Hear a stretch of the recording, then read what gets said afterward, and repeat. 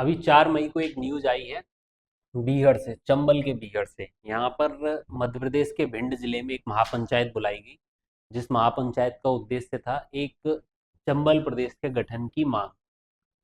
अब देखते हैं मैप में ये चंबल प्रदेश कौन से क्षेत्र की बात चल रही है। ये बात चल रही है राजस्थान, यूपी और एमपी, इन तीनों प्रदेशों का ये जो जंक्शन है, यहाँ पर 21 जिलों की बात चल रही है। इन 21 जिलों को मिलाकर एक नए प्रदेश के रूप में गठित करने की मांग इस महापंचायत में रखी गई। इसमें से करीब 7 जिले यूपी के हैं, 6 जिले राजस्थान के हैं और 8 जिले आते हैं एमपी में। इन जिलों को गठित करके एक नए राज्य की मांग की गई है। राज्य का नाम बताया गया है चंबल प्रदेश रखने के लिए। अब बात करते हैं इस मांग के पीछे आधार क्या है। तो इस मांग के पीछे आधार रखे गए हैं कि ये जो क्षेत्र है भौगोलिक सांस्कृतिक रूप से एक समरूप प्रदेश है। चंबल नदी घाटी का ये जो क्षेत्र है वो भौगोलिक सांस्कृतिक रूप से एक समरूप प्रदेश है। करीब 6 करोड़ की आबादी है। 6 करोड़ की आबादी जो एक नए प्रदेश के गठन के लिए मजबूत आधार है। अब बात करें अगर इसे एक नए प्रशासनिक क्षेत्र के रूप में या एक नई प्रशासनिक इकाई के रूप में विकसित किया जाता है तो यहाँ विकास के नए आयाम होंगे। शिक्षा, रोजगार, स्वास्थ्य, आधारभूत संरचना, इन सब के क्षेत्र में नए सिरे से काम किया जा सकेगा। इसके साथ अगर इस क्षेत्र की बात की जाए तो इस क्षेत्र में कुछ एक डिस्ट्रिक्ट हैं जहाँ पर पर्यटन, ऐतिहासिक पर्यटन जैसे आगरा और अ, झांसी, इनमें ऐतिहासिक पर्यटन की काफ़ी संभावनाएं हैं। इसके साथ साथ सहरिया जनजाति का क्षेत्र है जहाँ पर जनजाति पर्यटन की काफ़ी संभावना है। ये बीच में यहाँ पर सहरिया जनजाति का क्षेत्र है। चंबल नदी घाटी के आसपास इको टूरिज्म का काफ़ी स्कोप है। धार्मिक पर्यटन का काफ़ी स्कोप है इस क्षेत्र में। अगर इसे एक प्रशासनिक इकाई के रूप में गठित किया जाए तो के पर्यटन के एक राज्य के रूप में इसे विकसित किया जा सकता है। इस तरीके की मांग पहली बार नहीं उठी है। इससे पहले भी कई बार चंबल प्रदेश के गठन की मांग हुई है। पहली बार सन 1999 में एक राष्ट्रीय हनुमान सेना है, उसके अध्यक्ष नरसिंह चौबे, इनके द्वारा पहली बार चंबल प्रदेश के गठन की मांग उठाई गई। इसके बाद 2024 के लोकसभा चुनावों से पहले भी नए प्रदेश के गठन की मांग हुई। जैसा कि हमारे देश में अक्सर होता है, लोकसभा चुनाव से पहले इस तरीके से कई राज्यों के गठन की मांग उठती रही है और चुनाव के बाद ये मांगे अक्सर ठंडे बस्ते में पहुंच जाती हैं। वैसा ही इसके साथ भी हुआ, लेकिन पहली बार ऐसा हुआ है कि अभी कोई चुनाव नहीं है और महापंचायत बुलाकर इस तरह के गठन की मांग की गई है। अब बात करते हैं संवैधानिक प्रावधान की।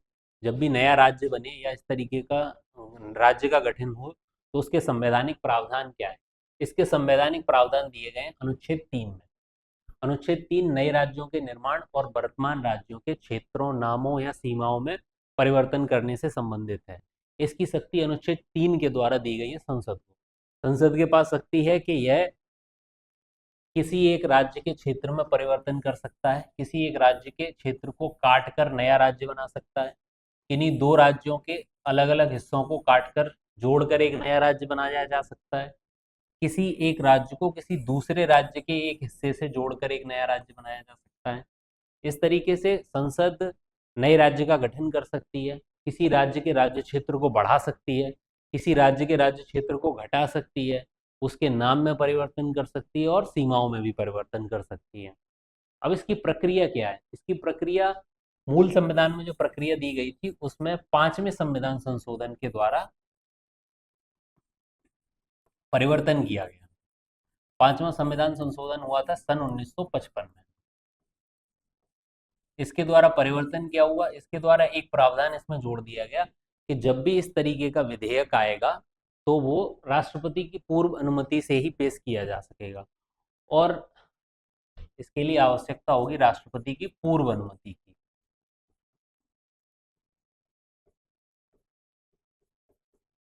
संसद में पेश किए जाने से पहले इस विधेयक को जो भी संबंधित राज्य होंगे उनके विधानमंडल के पास उनकी राय जानने के लिए भेजा जाएगा।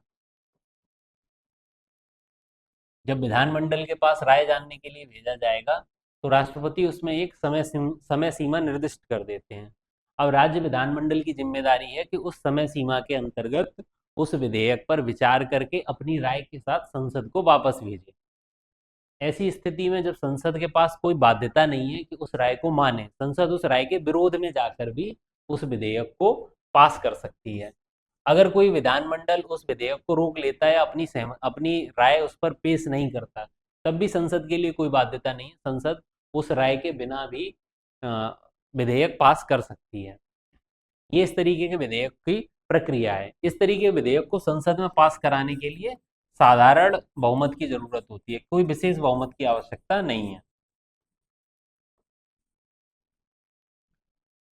इससे एक चीज तो ये स्पष्ट हो जाती है कि भारत में जो संसद है वो राज्यों के मामले में संसद की शक्ति कहीं ज्यादा है, क्योंकि राज्यों का अस्तित्व एक तरीके से संसद की इच्छा पर निर्भर है। संसद की इच्छा के अनुरूप राज्यों के स्वरूप में, राज्यों की सीमाओं में, नामों में परिवर्तन किया जा सकता है।